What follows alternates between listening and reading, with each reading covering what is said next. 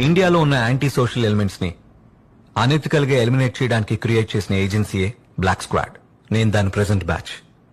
ఈ team pilot batch, pilot black squad.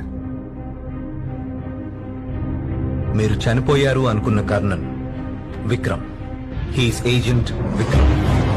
1980s లో prime minister direct governance కింద ఒక స్ట్రింగ్ టీం సృష్టించబడింది. Initially it was called a prince guardian and later on black squad అని పేరు మార్చబడింది.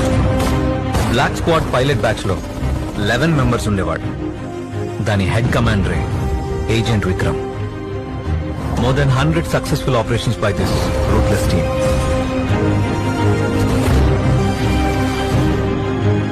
Unfortunately 1991 లో జరిగిన ఆపరేషన్ తప్పుదారి పట్టడం వల్ల ఏజెన్సీ వీళ్ళకి ఎదురు తిరిగింది.